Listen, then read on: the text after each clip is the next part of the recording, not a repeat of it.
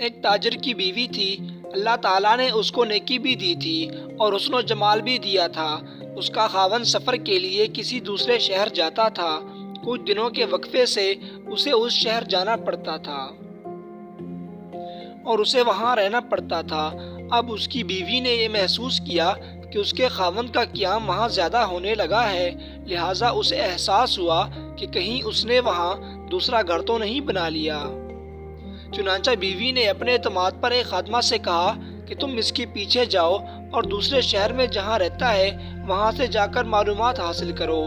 جب اس نے وہاں سے معلومات حاصل کی تو پتہ چلا کہ چونکہ اسے وہاں 10-15 دن رہنا ہوتا تھا، اس لیے اس نے کسی عورت سے نکاح کر لیا تھا اور اسے گھر بھی لے کر دیا تھا جہاں وہ جا کر رہتا تھا۔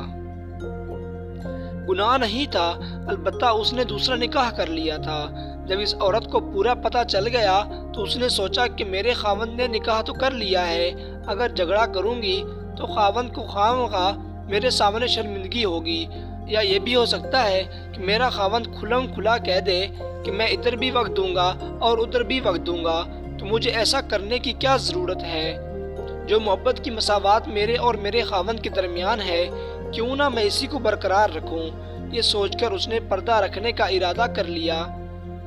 چنانچہ وہ اپنے خاوند کے ساتھ اسی محبت کے ساتھ رہتی رہی، حالانکہ اسے یقین تھا کہ جب بھی اس کا خاوند دوسرے شہر میں کاروبار کے لیے جاتا ہے تو وہاں اس کی دوسری بیوی بھی موجود ہے۔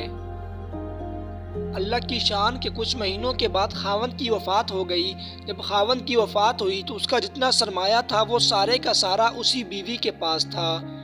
جب خاوند کی تدفین کا مرحلہ پورا ہوا اور اس کی وراثت کی تقسیم کا وقت آیا تو اس کی بیوی نے اپنا حصہ بھی الگ کیا اور دوسری بیوی کا حصہ بھی الگ کر دیا، اور اسی خادمہ جس نے اس کو بتایا تھا کہ اس کا دوسرا نکاح ہے، اسے بڑے رازداری سے کہا کہ کسی کو پتہ بھی نہ چلے اور کوئی میرے خاوند کی بات بھی نہ کرے، لیکن اس کی وراثت میں دوسری بیوی کا شرعی حق ہے۔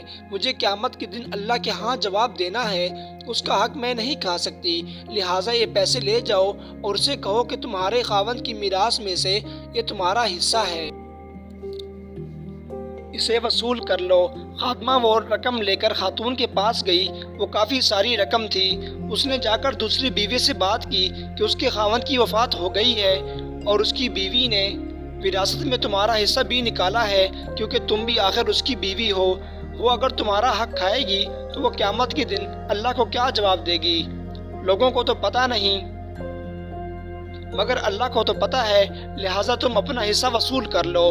دوسری بیوی نے وہ رقم پکڑ کر کہا، اللہ اس کا بھلا کرے، وہ کتنی نیک اور اچھی عورت ہے جس نے میرا خیال رکھا۔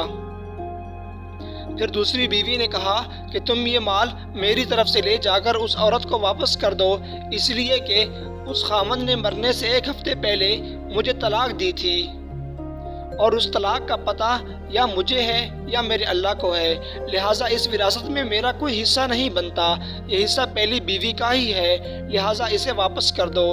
احسار اور خدا خوفی کی ایسی مثالیں آج کے دور میں کم ہی ملتی ہیں۔ وَعَلَيْنَا إِلَّا الْبَلَاغُ الْمُبِينُ۔